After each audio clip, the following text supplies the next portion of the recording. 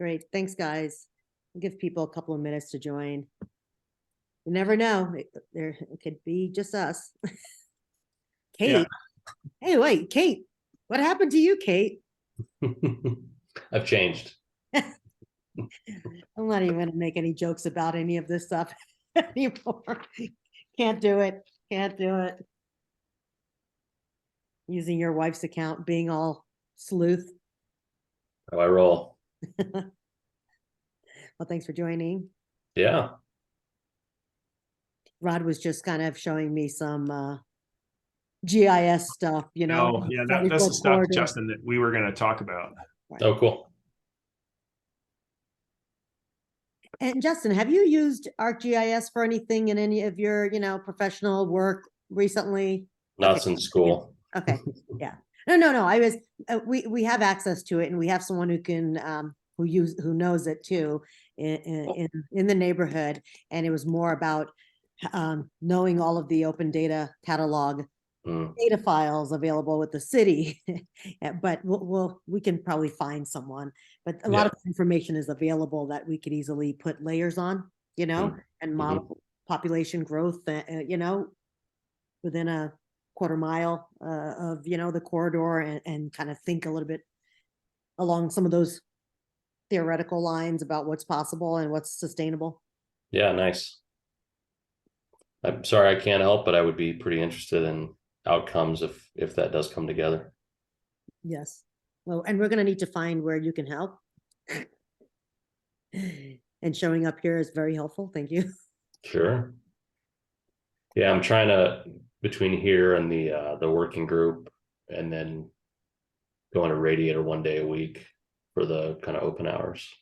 Oh, that's only twice a month, I think. Or once a month, I meant, not once a week. Twice a month. But I'm only going once a month. Oh, got it. Oh, that's great. That's great. Yeah. Any of that's wonderful. Yeah. Yeah, we need to be promoting that a little bit more, just in general. We try, but the folks who are interested pay attention. The rest are like, what? Oh, before I forget, we've got our barbecue coming up on the 20th. I'm just going to drop a registration link in here for folks for later. Great. Rod, I don't know how many more people. I guess Abe is here. Meet Abe. And then I'm assuming so I was trying to bring up all the stuff, Troop D. Okay, I've got the zoning map that we can look at it if we want it when we get to Billy's. I was just going to go down the agenda. We can just get started if you want. I can just run through the first parts of the agenda so we can leave as much time for all of the presenters. And Abe's already here. Hello. Hi, how are you? Hey, Abe. It's been a while. Yeah. Cool. So, Trip, do you just want me to share the agenda? You're muted.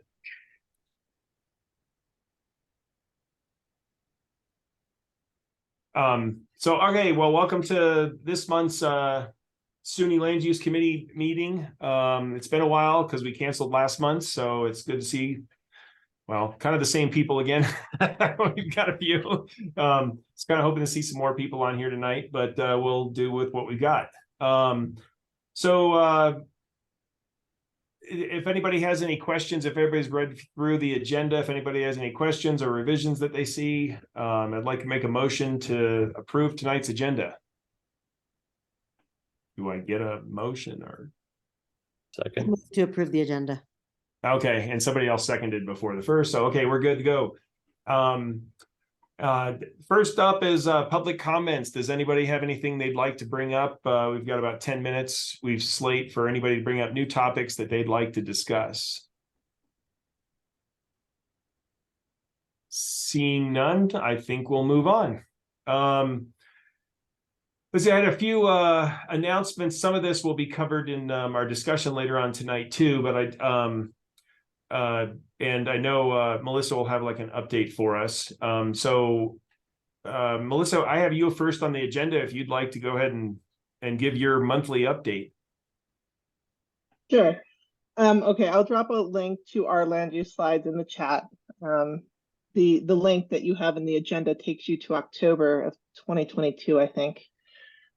So this is just a link to all of our land use for each month. So for this month is residential rental property licenses. We are asking everyone again, if they have 2 or more units to get registered. They are starting to issue fines. So there is an explanation of the fine structure and getting licensed in that. The accessory dwelling units, or ADUs, in Denver did pass, and we're thrilled about that. So that passed on Monday. So again, that doesn't rezone anything. So the parts of Sunnyside that do not or are not zoned to allow ADUs are still not zoned to allow ADUs. We do hope to, we've been told by Community Planning and Development that that will be taken care of in the NPI process, possibly either alongside or immediately after. So we are allowing them to do that process. But the ADUs in Denver did make it easier to build ADUs, made it so that we're prioritizing housing, not parking, getting rid of that weird half story that existed. So it used to be that you could have 2 stories in theory, but 1.5 stories in practice, which was 75% of the floor area, or area floor ratio on the bottom level. So that's why people were building 3-car garages, just giant structures, to be able to get 75% up top of actual livable space. So now it's a full 2 stories. So that's a big deal. Also allowing a small patio or something to exist off the structure, especially along the alley there. You can have up to 100 square feet. So there's a bunch of little changes, which I'm sure Abe and Danny will talk about here. So we're excited about that. Then also the modernizing zoning variances. We have passed most of it. There is a small little cleanup to happen in the chapter 59, former chapter 59. That'll happen here. But otherwise that has passed, so that there is now a way to, a little more clarity and updated the way that the Board of Adjustment handles things that come to their before them. It also allows for more ability to avoid them altogether. So it talks about, creating new administrative adjustments, which means that you wouldn't have to go before the Board of Adjustment, and it addresses things like allowing for minor errors in construction. So again, that's all there. But the 2 things that we're most excited for Sunnyside, first will be the La Raza Park designation. So that'll happen on June 26th. And that will historically designate La Raza Park. And it will make it so that the kiosko is preserved, and the artwork associated with that, the murals and the like. It won't prevent us from updating the playground equipment or the basketball courts or other things like that. But it's making sure that the city is not able to tear it down like they did with the pool back in the 80s. So we're excited for that. If you would like to, there is a link to sign up to speak for council on June 26th. And then last but not least, we have the Near Northwest Area Plan that will be released here in draft form shortly, here in the next week or 2. And there is a community meeting and resource fair that will be held on June 22nd that we really encourage everyone to attend. So that is all I have. Great. Thanks, Melissa. I appreciate it. And I'm going to just scroll through some of these announcements so we can get to some unfinished business real quick. If you notice on the agenda, the first thing was I just put a note there that just what Melissa mentioned, the city council meeting had happened for the ADUs in Denver. But there were a few others coming up. Or actually another issue that was discussed was the temporary managed community elements. And I don't know, I didn't watch the city council meeting, how that came down, but if anybody's interested in that, I can get them the link to how that flushed out. But there's a few others that are coming up that people might be interested in. One of which was the Denver Outdoor Places. That's that city program that focuses on encouraging and regulating the outdoor patios. That'll be coming up on their June 12th agenda. So I know that's going to be of interest to a lot of the restaurants and businesses in the neighborhood. And then also on the 21st, the green building requirements, which isn't necessarily focused on Sunnyside, but it'll be citywide. And so that might be of interest to people there. And then Denver Parks and Rec asked me to share this, all the neighborhood groups to share it. It's their urban forest blog. So there's a link right there to that. If anybody's interested in Denver Parks and Rec about planting trees and getting the tree canopy in, they can click on the link there in the agenda for that as well. Anybody have any questions or anything? Alrighty, I'll move on. This is one that's been bouncing around for those of you who have been in the meetings for a while. This was brought up as a property at 4231 Inca Street, and they are requesting a letter of support from us for zone map amendment to go from, and I'll bring up the map here, from what is currently IA UO2, and he's seeking a CRX8 zone map amendment, and it's this lot. Let me close this down here. It's this small parcel that's sandwiched between two existing CRX8 zone lots, Which are also his, which are also, what's that? which are also Billy's. Which are, yes, and they're all owned by the same entity, Billy. And everybody, anyone that's been here is familiar with Billy. So Troopty had put together a survey months ago, and we didn't get much response for it. And then we extended the length of the survey, and Troopty has posted that in the public.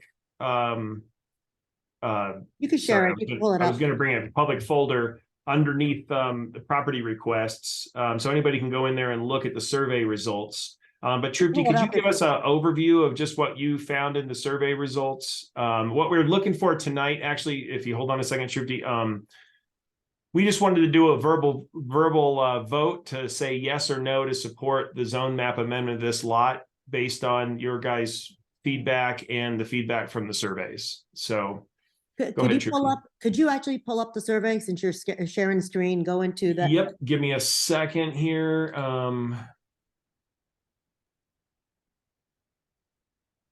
Hold on, because I had to log into a different user. I'll go back. Let's see what you're shopping for on Amazon. Hold on, I'm going to do it this way. I'm going to open up another folder. Hold on. Only because I haven't memorized it, but it's like 11 people took the survey. I think 2 people said no, 9 people said yes. There were some comments, and the names and emails are removed, so we can just look to see what the comments were. I don't know why this. I mean, one no was, we don't need any more people here. So the request from the property owner is for a letter of support for the rezone. Right. And so the vote is whether or not to issue a letter of support. Correct. Yeah, for us to just craft one for them. Is this the survey stuff here? No. It was just in there. Do you want to refresh or something? Well, I just opened it up new. So, there There we it go. There you go.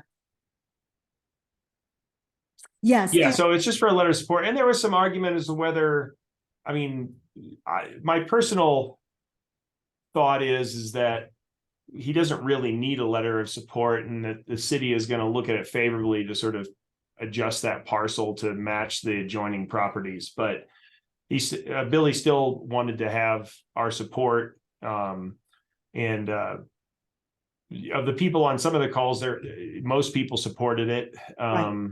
So the original call where he brought this, maybe the second call where he brought this to us, we just, the general consensus, and there were, more community members than there are on this call right now. The general consensus from 3 or 4 committee members plus 3 or 4 residents that were on there was favorable, saying, yeah, that just makes sense. But as a matter of, practice, we want to send out this question to the entire community and let them weigh in, because we've got all the recordings. So we, send this stuff out and saying, here, we want to get your input so that it's not only the people who show up, but whoever chooses to, take the survey. In that, we only got 11, including folks who were probably on that call that day that didn't fill this out. So we were probably close to 15, 18 people who have basically verbally or through this written process has said yes. So that's kind of where we are. And I think the challenge for us is always, is this a mandate?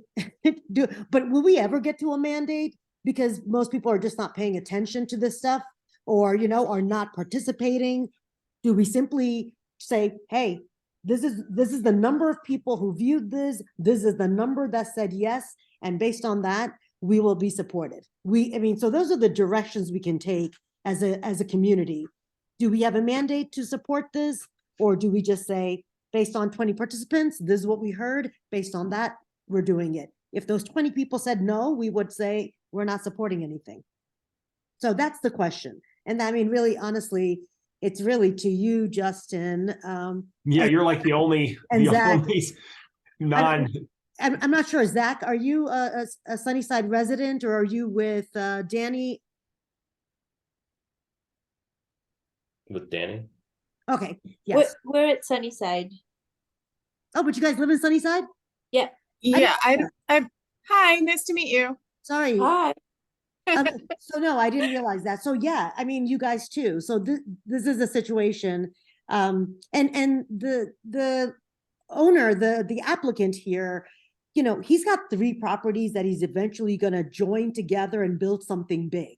But he had to, because there are 3 separate parcels, he had 3 different applications. And because he's not ready to build, and nor does he need a final design in order to go for a rezone, he has no need or, want to go spend a bunch of money to do something that he doesn't need to do. Because until he's ready to build and he goes through the SDP process, that final design is just not available. So it's a weird situation. And Abe, I don't know if you're in the same department, but this is a situation we're in. People want our approval before they rezone, and that's our only opportunity. Yet they have nothing that they really can show us, nor are they required to. And what the community wants is, what does it look like? What are you going to do? What's the materials? It's all of these other questions. So we're always in a weird situation of, how do you support something when nobody really knows what you're going to build? Yet here we are. So, Okay. Well, and what we didn't want this to. Oh, sorry, Abe. Go ahead. Oh, yeah. You're right, Trupti. That's basically the situation. We do have that advancing equity and rezoning project that's going on right now.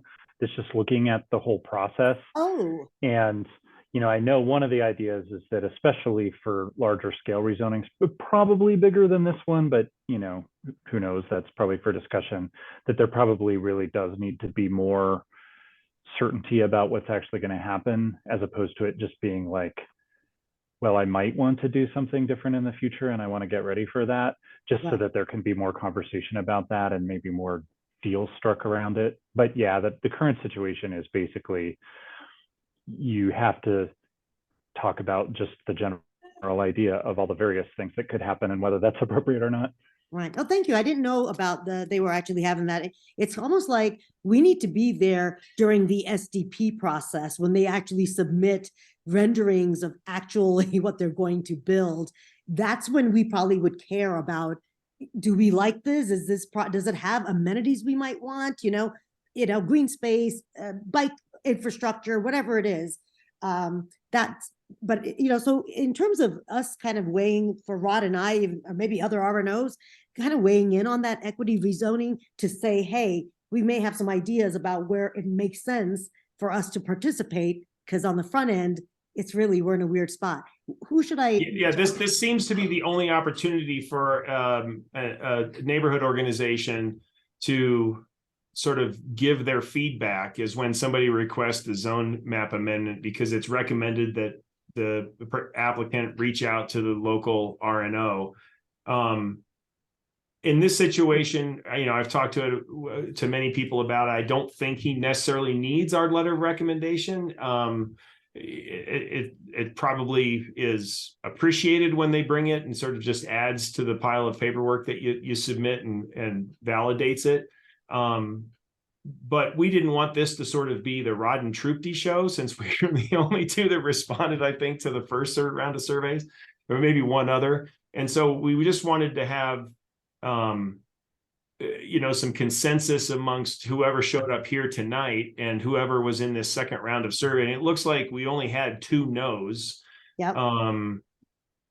One is sort of halfway based on the comment, and the other one I wasn't really quite Well, it says we do not need sure more what they people. meant by We their don't need more comment. people that don't care about the neighborhood living here. I really, I Yeah, I don't know. I don't know how, I mean, that's a valid response, but that's Yeah, not I what don't we're talking know if about it this project. directly addresses the question that we were Correct. asking. So, Correct. um, Correct. I've got a couple thoughts on that. Yeah. So I think, Tripty, you're right. We ran into this in Rhino a lot because so many folks were trying to rezone a few years ago, before the text amendments went through. So I think, one thing that the community could think about is writing a letter of support that effectively says we support this if the developer does A, B, and C. Now, you're still not obligating them to do that, but Yes. I'm assuming that letter would go to planning board during the rezone request. And so what it could do is add a little bit of extra oomph in having the planning board ask some questions around those specific priorities of the community. I think to the degree that those points are tied back to some existing plans or some existing codified community feedback, maybe that would be helpful. But it's not gonna require it, to your point. And I think your point is that if the community's letter of support is going to be based on certain things for the property, there's really not other than a deed restriction, there's really not a mechanism for that to happen, to my knowledge. Yep. I think the other thing I would say is, regardless of what happens, for the community to have a good relationship with property owners and developers, whatever happens should happen fairly quickly from when that request is made. So I don't know how long ago he requested this letter, but I think, that's one thing that the community can offer, that relationship, is just some level of expediency. So I think that's just almost as important as the rest of it, is kind of just honoring their time. well, originally, to respond to that, we had like a 10-day turnaround. We were going to get the letter back to him when he had. This has sort of been an ongoing conversation with Billy over all of these properties, and there was some delay because of what they were going to bring to the meeting to present, and then Billy was out of town and all of that. Well, we ended up not getting any feedback from the survey that was sort of like put forth at that meeting, when we said, if we get information back from the survey, we'll review it and then we'll get the letter out. And there was literally one person other than Troopty and I responded. So we pushed it another month. Right. Then that led into, last month's being canceled. So we couldn't handle it there. And so here we are, 3 months later. And Yeah. I have told Billy, I said, don't wait for us to start your application process, because you can, bring this letter of support from your neighborhood RNO anytime during that process. And it's at least a 7-month process of notifications and stuff to go through. Now, they do have like a little checklist in there, but he doesn't necessarily need to wait for us to get the letter to start that, because you have to have that initial consultation anyway. Right. So And anyway, I also add, there isn't a lot of expediency because this ain't getting built. He's owned those 2 other rezoned properties for a while. He's got 2-3 other properties in Sunnyside. Nothing's actually getting built, and that's up to him, right? But there's a difference. We had a project that came up across the street on Jason and 41st. They came with full plans that were going to SDP fairly quickly. They were already like, this is what we're going to build, what we're showing you right there. And we had good community conversation and we had good feedback, and they came back the following month, made a few changes based on what they heard. And we negotiated a GNA and we went forward. And in that GNA, one of the things we said was, if you sell this property before, you build it, you got to that new owner has to come back to us. And what happened was, Jonathan Bush, if you know him, died, and then they got rid of that project, and that new property owner actually came back and responded and said, hey, we're just want to let you know, we're getting back in touch with you. We are planning on building this. So it's a very different great. situation. Sometimes we find people who are ready to build and the discussions are more robust. And sometimes we have people who come up with a SketchUp box, with a few lines. And then the community's like, is that what you're going to build? Because what material is that? There's no real Well, yeah. So just for those of you who haven't seen some of the stuff that Billy brought to us, originally he had like sort of a SketchUp model that was pretty nondescript for one of these two other parcels. In fact, I think he proposed the same building on both. right. And then when we asked him to bring something that would show this entire 3 parcels developed, it was just a copy and pasting. He Right. extended the same building right down across all 3 lots. And so it was even less appropriate. And I think it was just sort of even more conceptual. Right. It was just and- conceptual and not what this community wants. And there wasn't a lot that we could respond to. And so that made it a difficult conversation because there really wasn't a lot there that we, could sink our teeth into. So anyways, I guess to just sort of keep this moving along, the ask here tonight is to do a vote for anybody that's wants to participate for support for the Sunnyside RNO to write a letter of support in changing this property from its current this small parcel strip from its current IA or something. IA UO2 to CRX8. And so I'll put that out there. Is anybody? So I guess Zach, Danny, and Justin, the 3 of you guys, could weigh in with a yay or nay on us. Well, Right. do we have to somebody make a motion? Is that? Sure. We could do that. Yeah. Does somebody I'll make a motion move. to support a letter to write a letter of support? I second. Okay. Take a Well, vote. And it's only 3 folks. We've already weighed in on the survey at this point. yeah. And I guess I'll vote to actually write the letter based on exactly the numbers of people who participated and let CPD, see, what that is. So I'll kind of write. Yeah, we thought it would be a fairly simple letter and just include the, a brief paragraph about the number of respondents we had and how, Number of when meetings it we was had. brought up during the meetings and when the discussions were. So, all right, well, I think the motion passes if it is, or do we have to take a vote? Well, I mean, Justin, are you a yes, no, Danny, Zach? And if you guys want to abstain, that's fair because, this is a new process and so, I don't live in Sunnyside, so Oh. I will abstain and I'm let sorry. residents make that choice. All right, so it's you, Justin. I'm gonna abstain just because I don't know anything about this particular project. Sorry. sounds good. All right, so what does that mean, Troopty? If no one but you and I, do our Well, votes count Well- as co-chairs?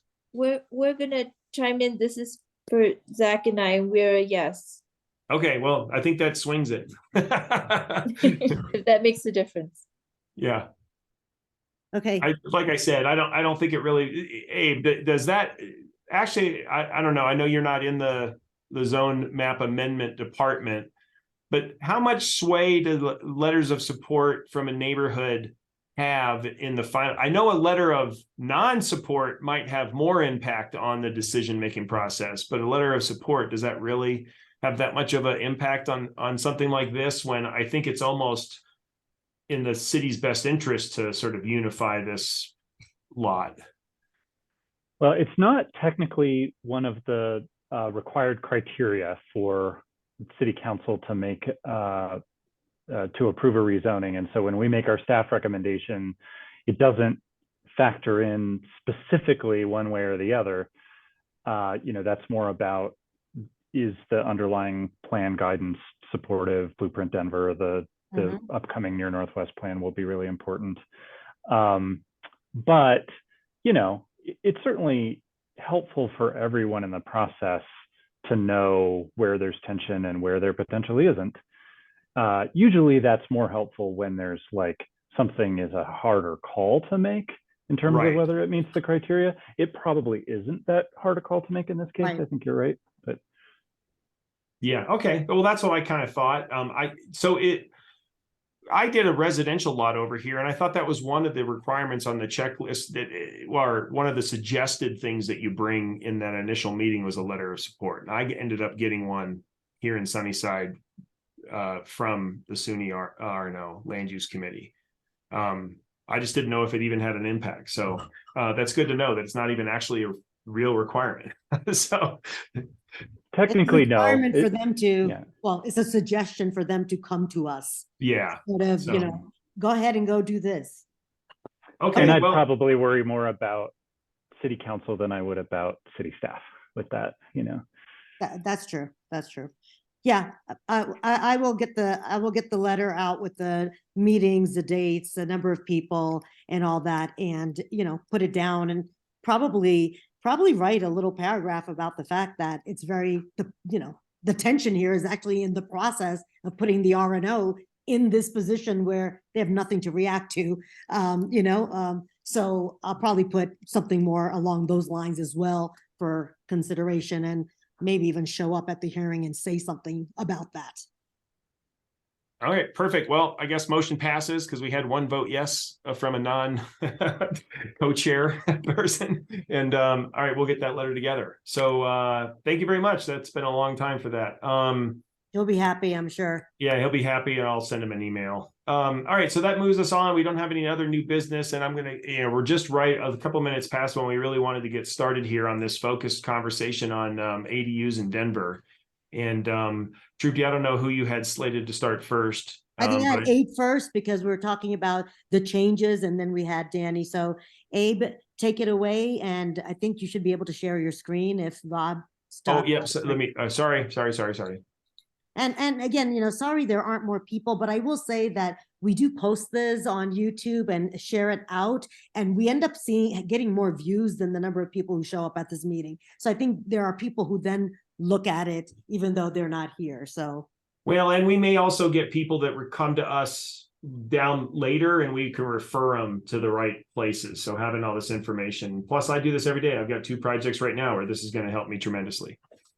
Oh, Abe, that's good I'm to hear. taking notes for the WDRC ADU team. We read through the zoning text amendment, but it always Oh, helps awesome. to have details from the horse's mouth. So Sure, yeah, and feel free to, I mean, everyone ask questions as we go through. We've got a small group, so we can make it pretty conversational. Let me see, probably, do you guys see the regular presentation mode now? Good. Yep. All right, so we probably all know what an ADU is, an accessory dwelling unit, or think we do. Basically, a subordinate unit that's associated with the primary dwelling unit. So it's always like something that's supposed to be subordinate to another home, but it could be attached, meaning like a basement apartment, or just, you know, some dwelling unit that's otherwise just in the primary structure. We don't talk about those nearly as much, but, you know, mostly because they have to follow a lot of the same kind of form rules that your house would have to follow. What we talk about the most, and what much of the ADUs in Denver project conversation was about, was the detached ADUs, like alley houses, casitas, carriage houses. We could probably just keep on going with the names. And then, like, you know, just wanting to keep in mind that, you know, like people use these in a lot of different ways. And we certainly heard that throughout the project, like from folks who, actually multiple times I had conversations with folks who were getting older in a neighborhood that they lived in for a long time. And in many cases, like they'd lost their spouse and were living alone. Their whole support system was in the neighborhood, but it was getting kind of hard to, you know, manage. And, you know, their solution was they really wanted to build an ADU, move into it themselves, and then rent out the primary house to a family. Let me see if I can get the lights to turn back on just a sec.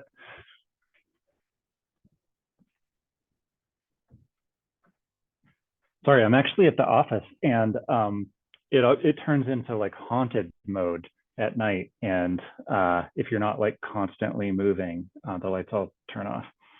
You need to install a clapper.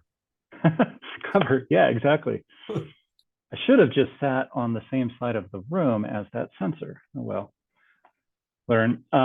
So Melissa like gave a really good overview of the project, probably much more succinct than I'll do here, and so that was great. And you know, she noted that the project didn't include rezoning of properties or neighborhoods to allow ADUs. We've got citywide policy in Blueprint Denver that's very supportive of that, but we broke this off to be like, let's get the rules right for where ADUs are allowed, and then kind of regroup after that. And in the meantime, you know, your city council person, other city council people are doing like neighborhood-wide rezonings. We're looking at a rezoning in Sunnyside alongside the near northwest area plan, sorry.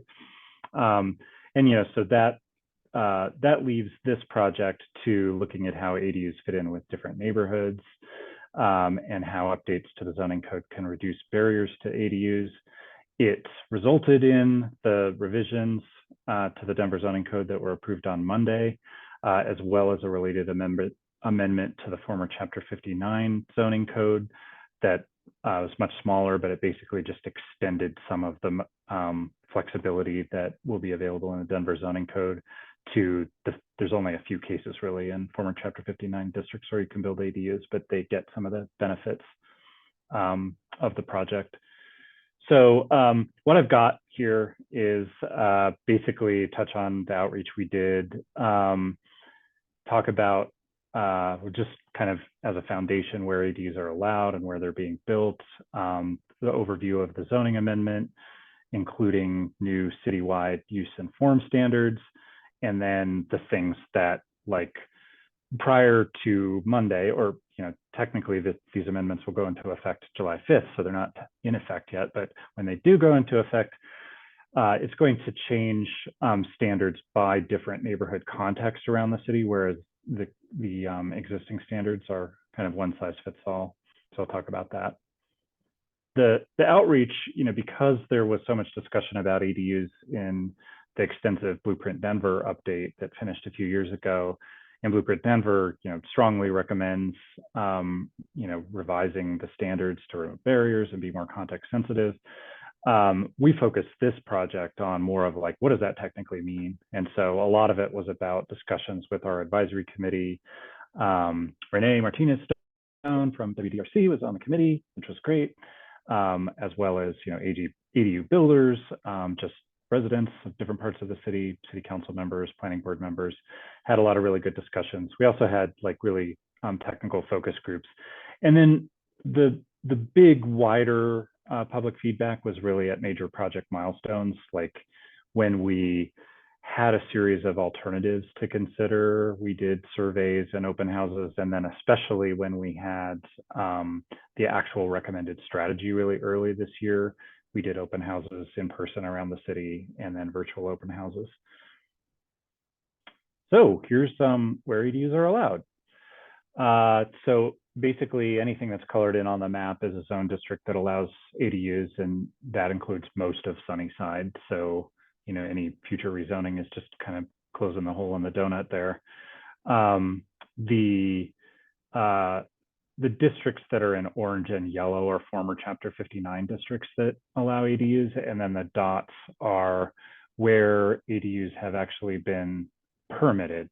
In some cases, not necessarily built, but they have approved permits. And so obviously they're clustered in certain parts of town. And then the ones that you see where it doesn't look like they're in a zone district that allows ADUs, that's likely the result of a property owner like actually rezoning their one property to allow ADUs, and then permitting one there, so you don't see the little dot of color that's under there.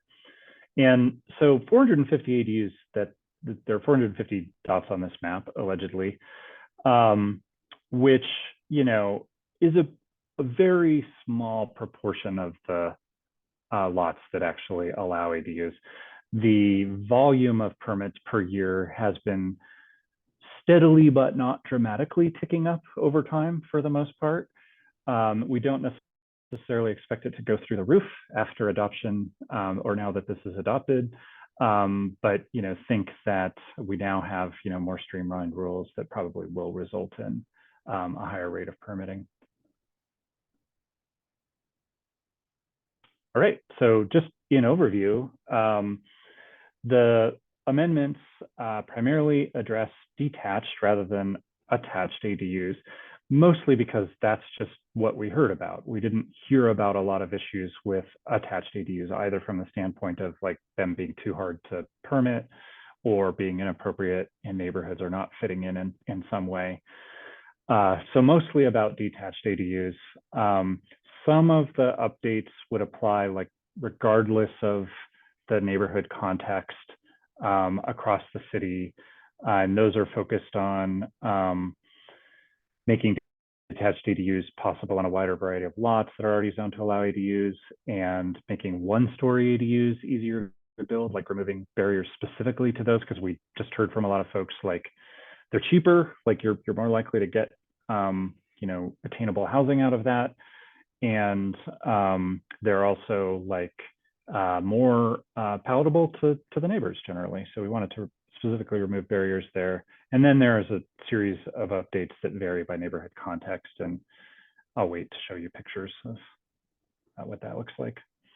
So just going through the citywide use standards. So basically, these are the standards that are not specifically about the form of an ADU, but are just like basic rules for an ADU, and pretty much apply, at least in any like single unit zone district across the city, regardless of the neighborhood context. And so right now, at least until July 5th, when you're on a smaller lot, you could only build a 650 square foot ADU, like an interior, like usable floor area.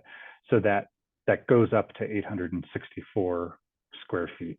So you're never restricted to just 650 under the new rules. Another one is that the current rules have a statement that specifically says, like, if the detached structure that you're looking at doesn't meet all the rules for a detached ADU, then you can't put that use in there. So like you've got a garage that doesn't meet the minimum setbacks for an attached ADU, you're out of luck with that in the existing rules.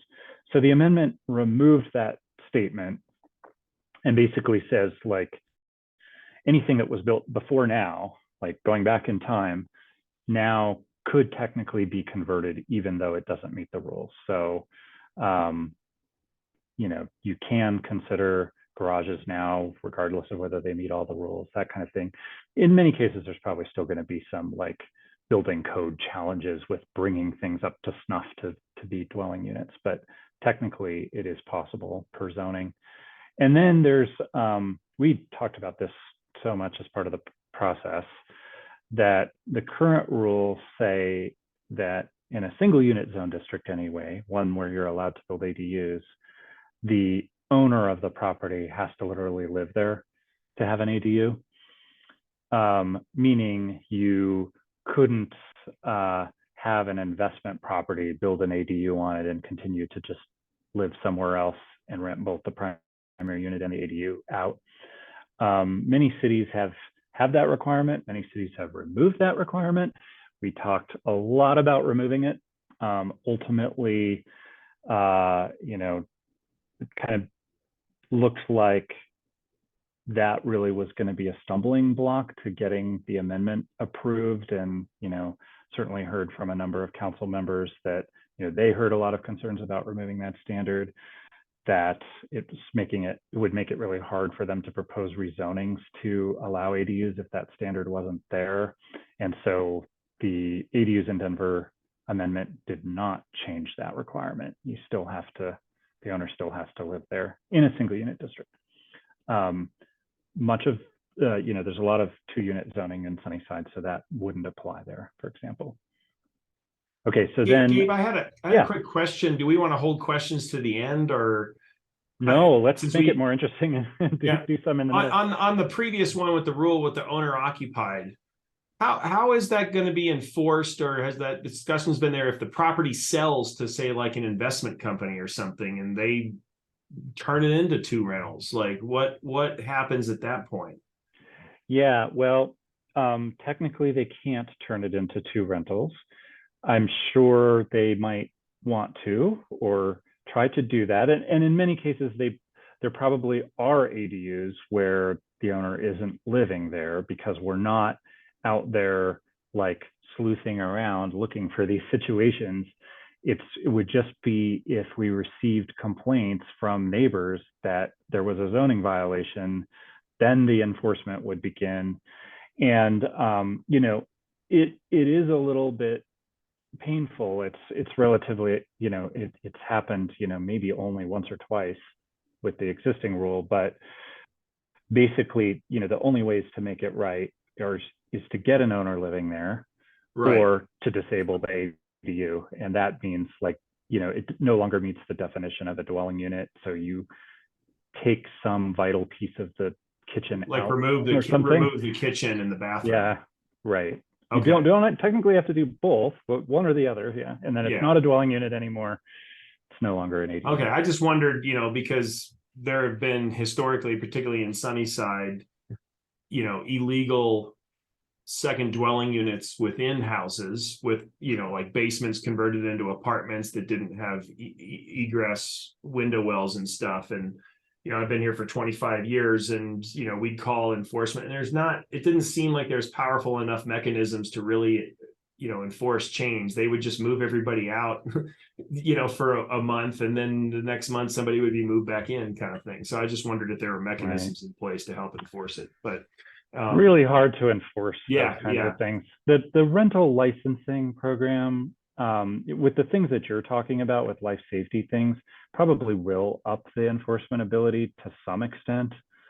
But I certainly like something that, even if it's challenging to enforce, that at least encourages residents to stay within the neighborhood and not turn as many properties over to just strictly rental properties.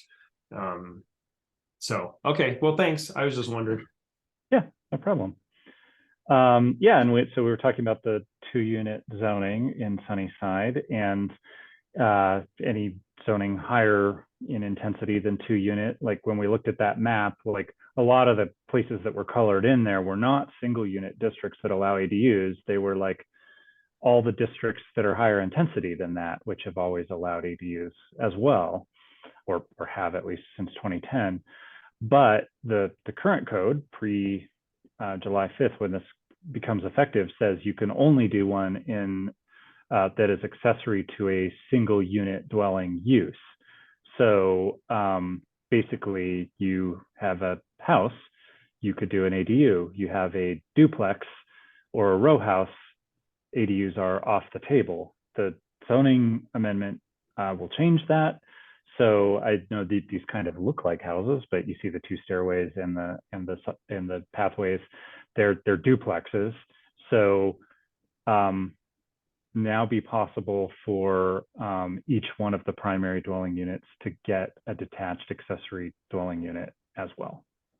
Hey, Abe, yeah. Sorry, this is Justin. If you have attached row homes, can the ADUs be attached to each other like the row homes are? Yes, they can. So these, it's kind of like the duplex example here. Like there's 2 units behind each one of those, or at least the orange one is 2 ADUs basically that are attached to each other. So you could just keep on going with that.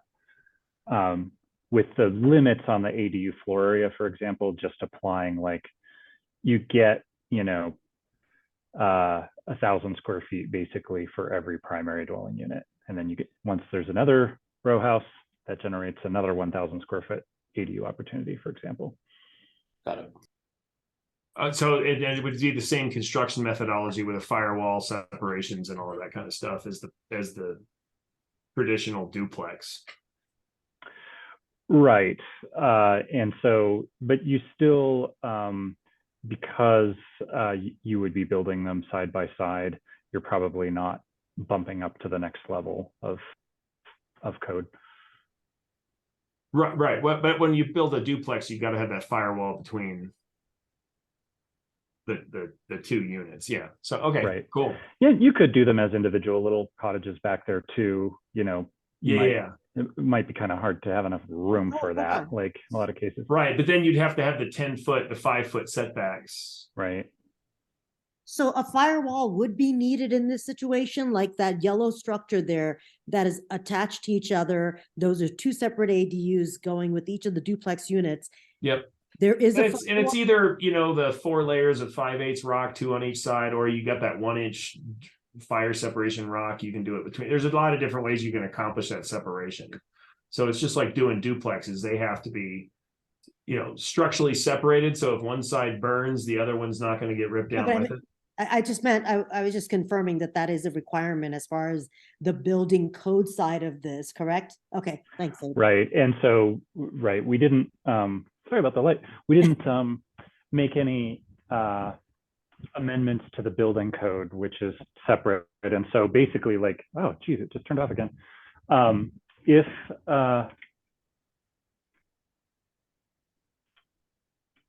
sorry. You just got to constantly move your arms. Boy, it's telling me I need to be a more dynamic speaker, I guess. Oh, well. So yeah, if you built like, those duplexes look historic, but if they were brand new duplexes, they would have the same requirement for the building separation. And I have another question. We're talking about the detached, or sorry, it's more attached, but the situation where the basement ADU could that now be allowed? Well, so yeah, interesting question. So like, could you put an ADU in the basement of one of the duplex units? No, we have a single family home even. Could you do that? Oh, in a single Or family TU? home. Yes. Like in a single family home, you can do it. But in this duplex situation, there's kind of a technical thing here. We had a lot of discussion with the building code folks about this, that technically, if you did that, you would then have a structure that had units that were vertically separated from each other, in addition to the horizontal. Rod probably knows much more about this than I do. That lid is a challenge to get. It bumps everything up into another category that has to be sprinkler and everything. Now, technically, you could do all of that. There was just a lot of concern that if we allowed it, we basically were saying we might be setting like a challenging expectation, because realistically, like if this is a historic duplex, you're probably not going to be able to do it because of what you'd have to do to the whole structure building code wise. Right. So technically, yes, but it's not very feasible. It's not going to be as Financially, it's a huge challenge, and structurally, like unless you're building a brand new thing, then you have a basement ADU, go down deep. It's a brand new construction. And again, I do see where, I see new construction taking advantage of it if the financials work out, obviously. But that's who I think, would be able to do it much easier. But remember, Trupti, you can only have one ADU. So like if you have it as an attached thing in your basement, you're not being able to build another one above your garage out back. Yep, got that. Yeah. Right. Thank you. Exactly. Okay, so the standards that are like don't really vary by context, that are about building form. So it's really talking about standards that apply to the just detached ADUs. So this is a big one, that the current code has minimum lot sizes for detached ADUs. And so you could have ADU zoning, but your lot might not be big enough, and then you can't have one. So the amendment removes that in all zone districts where ADUs are allowed. You technically could build one. Now, of course, there's still going to be some lots where it's pretty hard to find the space, but the zoning doesn't say no. Then there's also, so currently, this is kind of a thing that's been around a while. You can get an exception to the maximum building coverage. So the maximum amount of a lot that can be covered by roofs, essentially, like when you're looking down from above. And there's this exception allowed for up to 500 feet in an accessory structure like a garage or an ADU now that has vehicle parking in it. And so you can only get that exception if you're providing off-street parking. What it means is that it, makes it particularly hard to build a one-story ADU because you would have to, like on a lot that was constrained where you needed that bonus, because you'd have to build the parking and then the dwelling unit to the side of that instead of, well, if you built it on top, it would be a two-story ADU, oftentimes more expensive. And so the code is amended now, or will be on July 5th, to grant the exception to garages that contain parking, or ADUs, whether they contain parking or not, basically. So a one-story ADU with no parking at all can get it. So the building form standards that vary by context, like in overview, we certainly heard that there was just a lot more tolerance for flexibility, and oftentimes need for flexibility because of lot conditions in more urban contexts. And then, sensitivity kind of builds up. And then when you're in suburban contexts where we really, we don't currently have much zoning in suburban neighborhood context that allows ADUs, that there was a much higher level of sensitivity. And so the new standards are tailored to that. Like an overview on the urban neighborhood, which you probably care about the most, because I think all of Sunnyside is urban neighborhood context zone districts. This is a summary of what the standards for a detached ADU would be like in a single unit district that allows ADUs. So as Melissa mentioned at the start of the meeting, right now the maximum height is 24 feet, but it says that the maximum number of stories is 1.5, which is really confusing, because what that means is like that the second story can be a maximum of 75% the size of the first floor. It's not even half. It's really a 1.75 story height limit.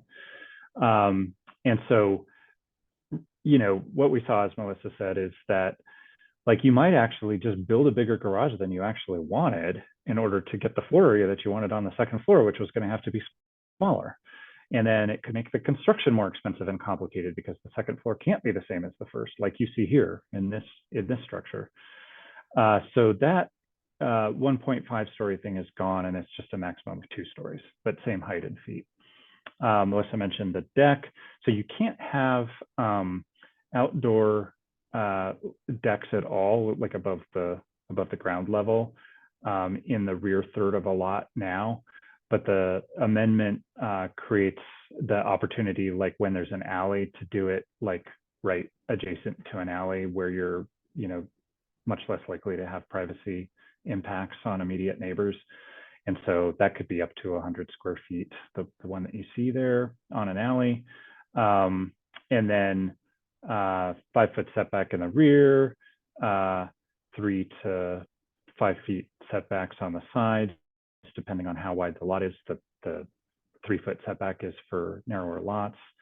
And you see the dormers on this ADU. Like this ADU probably doesn't need the exception because it's not close enough to the side of the lot. But the amendment creates an exception to the bulk plane for dormers. So the bulk plane regulates the height of a building relative to the distance from the sides of the lot.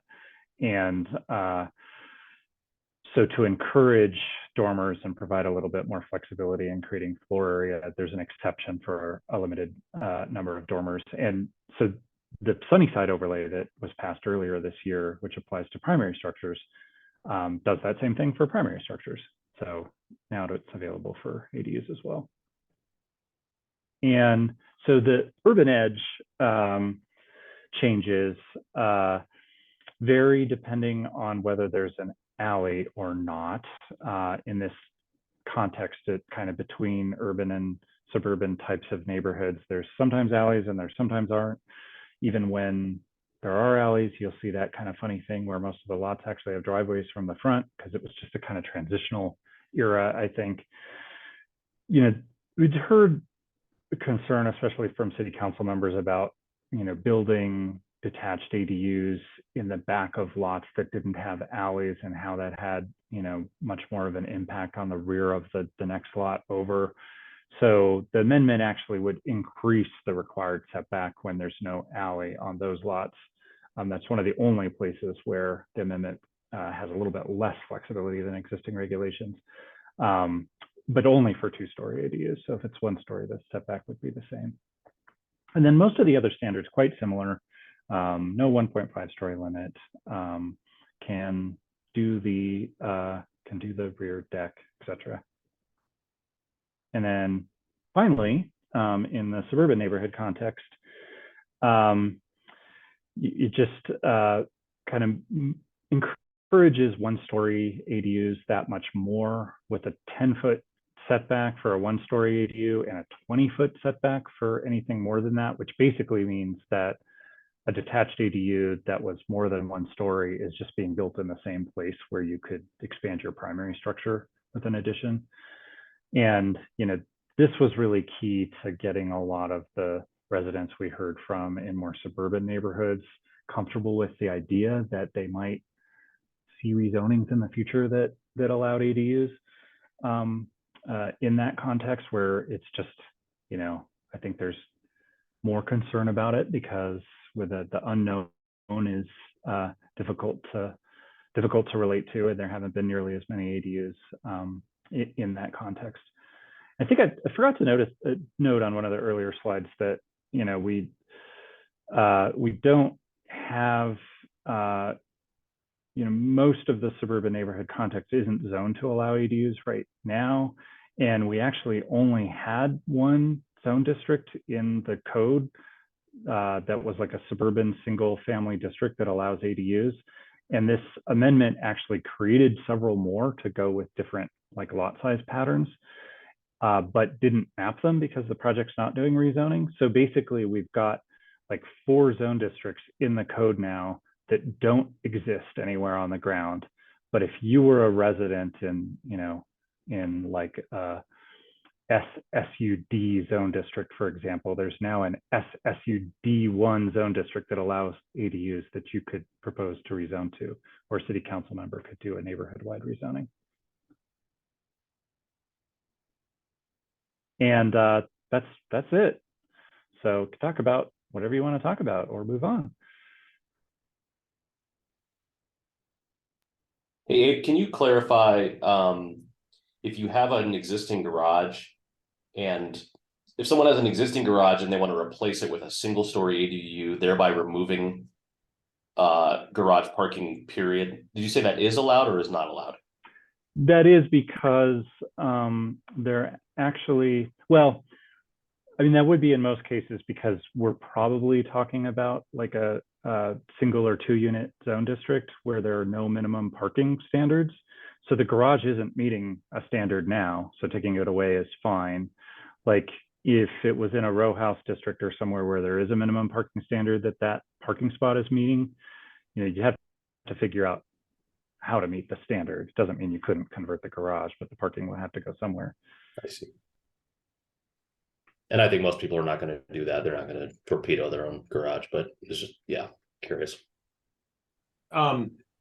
Is that setback regulation when you said for like an existing garage that may not be conforming and you wanted to build the ADU, like say on top of the existing garage, would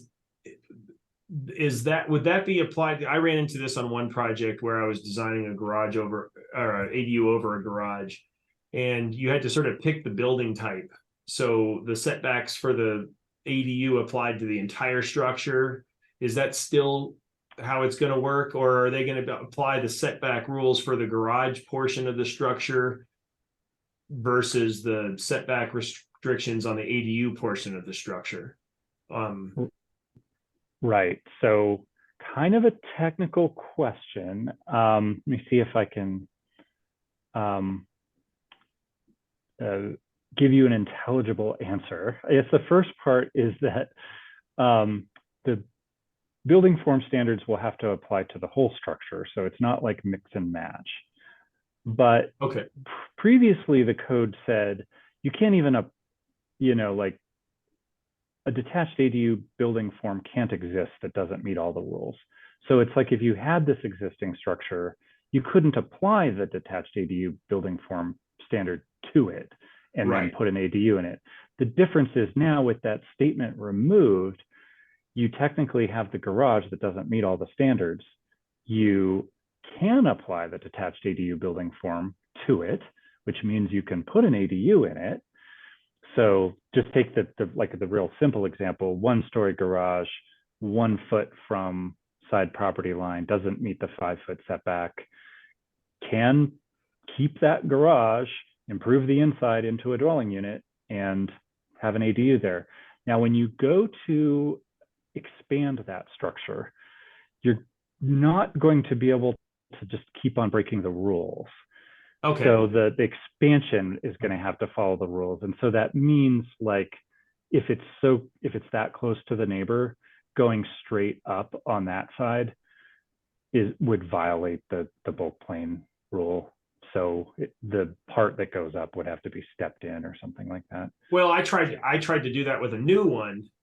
And I had a pre-design meeting because I knew it was kind of,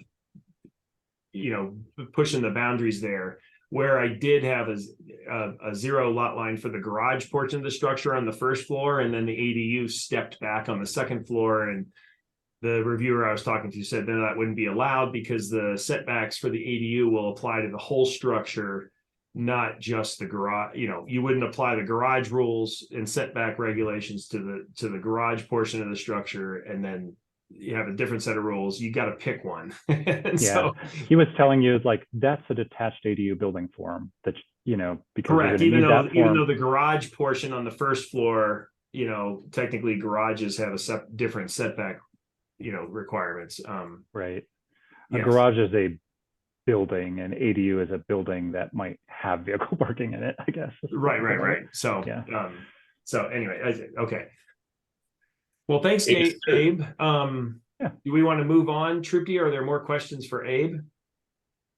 I've got one more. Abe, you might have covered this, but is there a maximum size the ADU can be as long as it conforms to the setback and bulk plane requirements? 864. 864.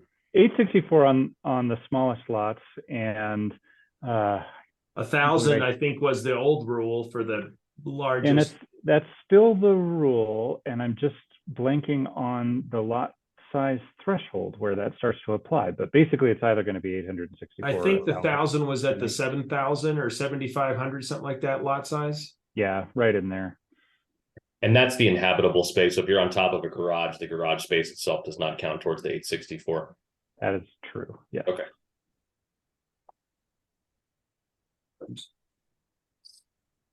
Great. Any other questions for Abe? Thank you, Abe. Thank you. And I've got a couple I could throw in there, but let's move on, Trupti, and We got And we 20 can- minutes left for Danny. So Thanks, Yeah. y'all. Let's see. I do this.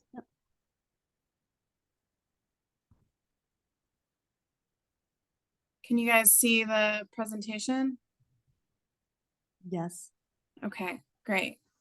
So hi everyone. My name is Danny Slaybaugh. I am a program manager for the ADU pilot program that was started by West Denver Renaissance Collaborative, and we actually now work citywide, though our focus remains in West Denver. And so I'm just going to go over a little bit about our program. A lot of this is stuff that's old news to you all. So I'll go fairly quickly. So we're going to talk about what is an ADU, some of the program goals, what's happened so far with our program, how it works, how applicants move through the program, and sort of the benefits of working with us. And if folks are interested, what the next steps are.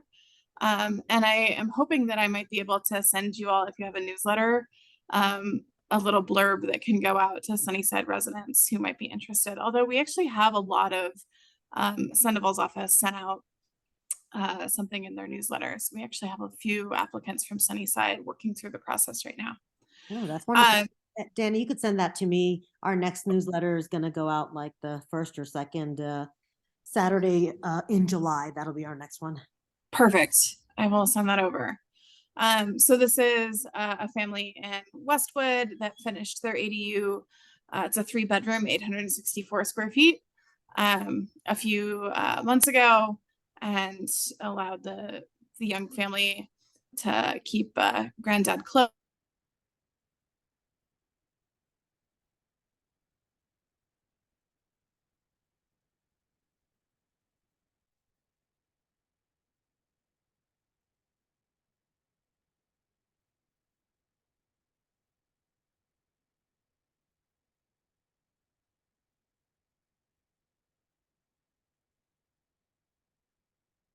And housing affordability, many folks have been doubled up or tripled up in their households. And so this is helping address overcrowding. It's helping, access the equity in homes and build wealth, enabling folks to age in place and providing some flexibility in their income.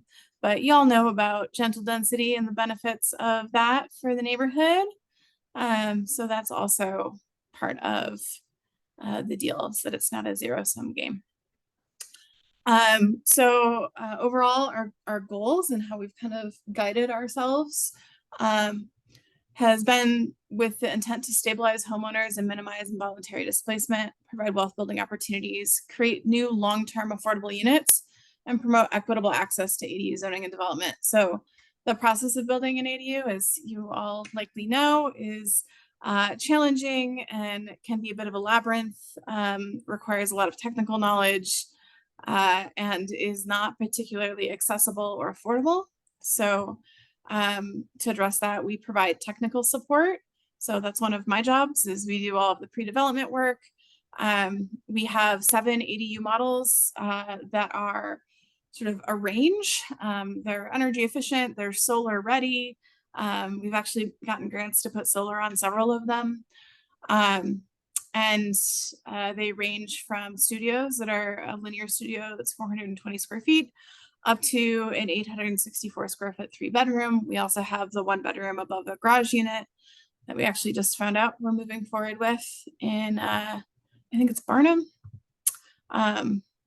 We have funds to support utility upgrades as needed for folks within a certain, or actually I think that's just all builds.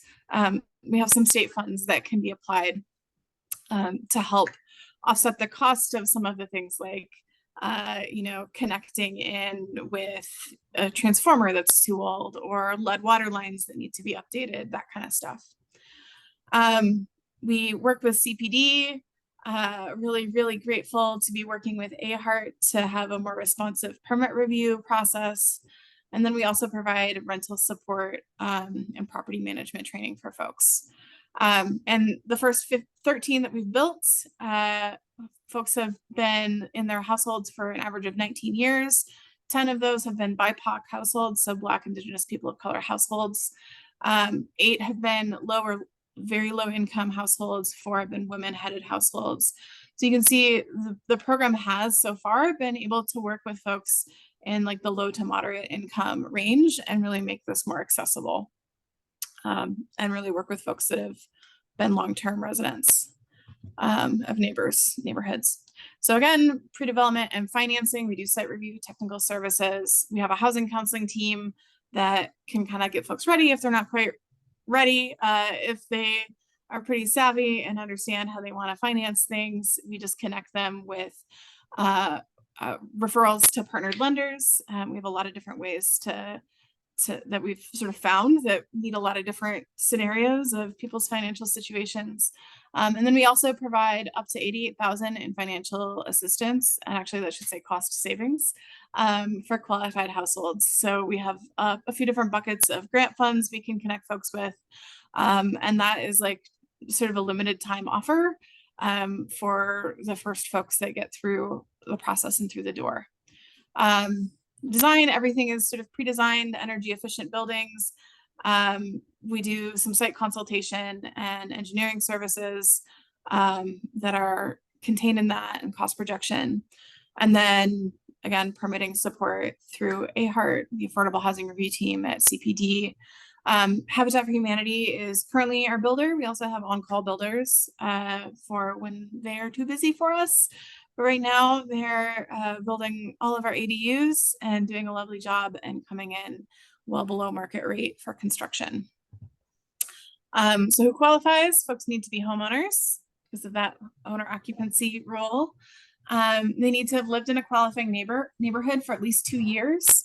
And that, you know, really it's anywhere in the city of Denver. Financial qualifications, anyone can build. There's no like cutoff, like no one makes too much money to be able to work with us. And actually we can provide right now up to $35,000 and some subsidy to reduce the cost of construction for anyone of any income. The next challenge is they need to qualify for financing. And so we have, I think, 5 or 6 different financial products that can work with folks across a variety of different situations, whether they don't want to refinance and they just want to use a home equity line of credit or a second position loan. We have a few options that are like construction to perm, so interest only until you have a complete construction, and then have tenants that can help offset the cost as payments begin in full. And so there's a variety of different ways to fund. And again, households under certain income limits qualify for some additional funds and cost savings. They've got to have the zoning. We still have to have a clear area in the back third of the lot, and all existing structures need to be permitted. But if you're curious about whether or not you have zoning, and going through all the details on the city website is maybe overwhelming, we have a little bit simpler map, I think, at this point. It doesn't yet reflect the updates from ADUs in Denver, but anything that has a thing that says zoning yes, we can probably work with. And so we can evaluate that when folks apply, and hope to get that updated soon. So folks at 120 AMI, area median income, which is these numbers based on the people in their household, can qualify for up to 88,000 in cost savings. And it really depends on the unit and all the things that need to be done to make it work. Some of the site variables. Households under 140 AMI can qualify up to 58,000 in cost savings. And again, a lot of this is done through refinancing a current mortgage with a cash out refi, or leveraging home equity through a home equity line of credit. We also have a partnership that like hasn't come to fruition quite yet with Elevation Community Land Trust. So if somebody is interested in staying in place and not interested in sort of having their property taxes go up and would like to access the value of their land in addition to the equity in their home to build an ADU, we have a way to connect them with Elevation Community Land Trust and put their home in affordable trust in perpetuity, and hopefully get part of an ADU out of it. The affordability commitment that we ask for in return is a 25-year commitment. So it needs to be used, the ADU or the house, needs to be used to house family or rented with a long-term lease, which is defined as anything longer than 30 days. It cannot be used for short-term rental, Airbnb, VRBO, that kind of stuff. They need to maintain their rents at or below 80%. Chafa's 80 AMI max rent, which is more or less market rate as far as I can tell.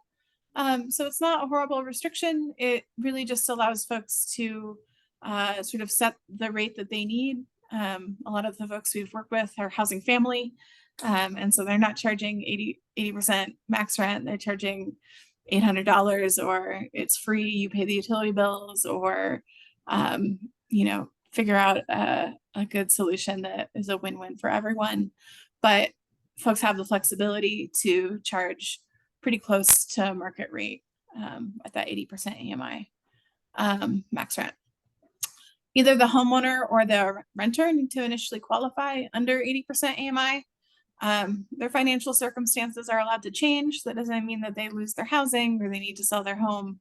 It just means that at the outset, when somebody moves in, they need to be under 80% AMI, or if the homeowner, when we start construction and get everything ready, they need to be under 80% AMI.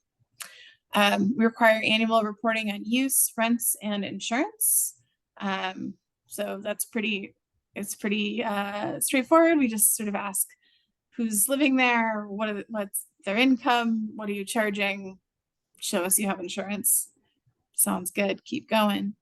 And then it remains compliant when the property is sold to family. So there's a silent dormant loan that is part of this to help ensure this. And so if the property is sold within that 25 years, that loan depreciates over time, and whatever is left is recouped from the sale price of the parcel that has an increase in value now because it has 2 homes on it, and goes back in to support housing affordability through our programs. And so yeah, and if ever the home is sold to family, that does not apply. Deed can transfer as long as everyone is still complying with those other regulations and commitments, all as well. I'm happy to talk about that more. So for each ADU, this is what max rent is right now for 2023. And as you can see, it can be pretty close to market rate. And then this is what 80% AMI is currently as of rates just released a few weeks ago. Some of our units and some mock-ups of those units. We also have a linear studio that's I think 12 foot by 24, maybe slightly more than, I think it's more than that. I think it might be more like 36 feet long. And then we also have a 1-bedroom above a garage that we did do that thing where the garage was just a little bit bigger so we could have a 1-bedroom above. And so now we don't have to do that. It can just be stacked and a little bit more straightforward and simple. So what is the process? We try and make it sound fun. So we have some Candyland here. Folks submit an application, we do zoning checks. There's some sort of pre-qualification processes. We go through pre-development and do soil testing, site surveys, check for water lines, and then get some financing, go through some permitting, and then do construction.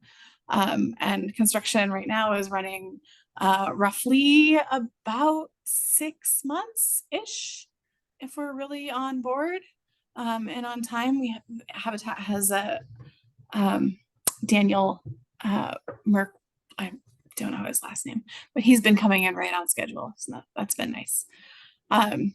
Yeah, Melissa?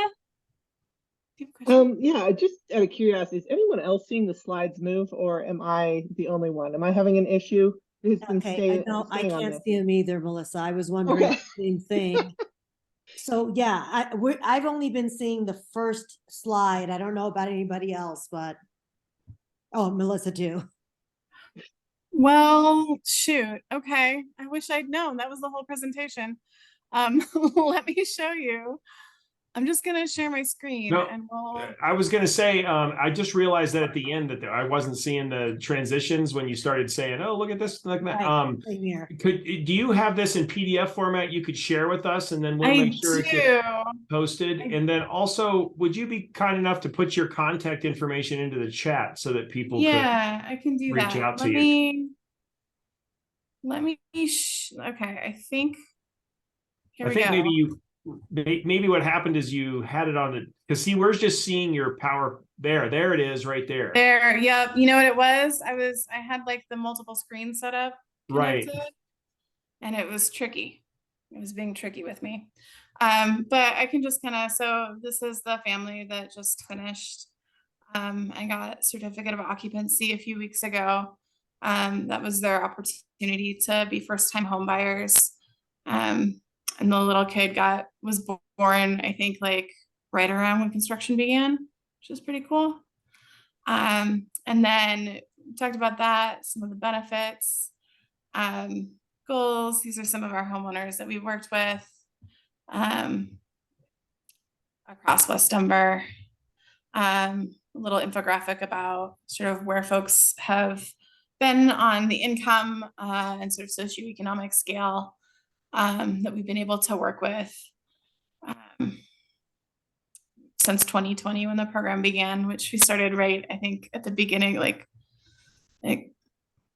right before March 2020. So it's been an interesting ride. Some of the financial qualifications. On our website, there's a interactive ArcGIS online map that shows zoning. And it also includes at this point, I think Athmar Park and Valverde were not in that initial map, but on CPD's presentation. So there's increasingly more ADU zoning across the city. And I think ADUs in Denver was a really wonderful expansion of all of that. Yeah, so everyone is eligible for up to 35,000. And then based on different AMI sort of points, eligible for a few other discounts on construction cost through various grants that we have available. And again, sort of refinancing, accessing the equity and increased home value that folks have begun to experience in Denver in the past few years, and have several financing options with partnered lenders that are interest only for construction. Max rents, if you were curious. Yep. It's all right now. No, this is great. Yeah, this is this we will put it into a public folder, and then when we send out the recording, we'll have links to these documents, so both Abe and yours, so that folks can go back. I mean, I think what I'm the most surprised to learn is that anyone can qualify for the 30,000, and then at the 120, you know, and the 140, the numbers go up. So I think that was kind of, I wasn't expecting that. And then as far as in terms of how many you have money for in a given year, you know, I think you guys were you saying something like 5 or 6 this year you have? Yeah, so we have funds overall to support those grant funds to support 22 builds across the city this year. Nice. 5 of those can be outside of West Denver. 75% of our funds stay in West Denver. But we're hoping we can find some ADUs to build and kind of spread our reach across the city. And so I think we actually have several folks from Sunnyside, and it sounds like we're probably moving to program contracts with at least one person outside of the city, if not 2. So there's a few more spots for folks to get involved and get on board and benefit from the program. Yeah, that's wonderful. I think, you know, folks will be happy to learn that. Yeah. Presentation. Yeah. What are there other questions folks have? This is the application. We're technically the Denver Housing Authority Planning and Data Department. We kind of feel like our own little universe sometimes. Thank you very much, Danny. And if you would, could you copy your, like, whatever contact information that you have, would you put it into the chat? Or I'm sure you have Trupti's email as well. You could send it to her. Yeah. But then that way people could reach out. That's my email. And then the email that myself and my coworker Chayla share is Denver ADUs at Denver Housing. Okay, would you prefer that generic one for just any questions directly? Any questions can come to either one of them. I'll include that in my notes out with the recording. And Abe, I'll do the same with you, unless you there's a generic, you know, contact CPD for stuff, or yours. You let me know, but I'll include, you know, contact information for both of the presentations today with the email that goes out. Great. Wonderful. Thank you. Well, very we're much. at our end of time, and unless anybody's got any specific questions they want to address right now, I think we'll wrap things up. Thank you, Danny and Abe, so much. I mean, even for somebody like me that works with this all the time as an architect and in Sunnyside, it was extremely informative, and my gears are turning already, Danny. Wonderful. Really Yeah. Projects. about Yeah. Like we need to find. Well, I something- mean, I oftentimes get clients that want me to design something and I'm just, out of their reach. And Yeah. I'd love to be able to just say, hey, look, Send them our way. yeah, I mean, because they're They're just really- looking for cost-effective ways to do it. And Yeah. they're not looking for a custom design, but Yeah. I'd be more than happy to send them your guys' way. Yeah. And honestly, like I really appreciate, like I've been in them and as they're finished and built, and they're beautiful. Yeah. They're done quite well. No, it looked like your product looks excellent. So Yeah. no, I appreciate the presentation, even though it wasn't going through. I got the gist of it, or I think everybody did. Yeah, I'm so sorry about that. I thought I was the only one, and I was like I'm not gonna say anything. And me too. I We'll think get the that PDF all of later us and I'll thought we read were through the it. only ones. Yeah. All right, Is guys. this just a picture of some ADUs while I talk? Yeah. No. So All good. thank you again, everybody. I kind of wish we had a bigger turnout, but I appreciate those of you guys did show up, and thanks again for the presentations. All right, Yeah. guys. Take care. Take care. Everyone. All right. Thank you. Bye-bye. Bye, guys. Bye.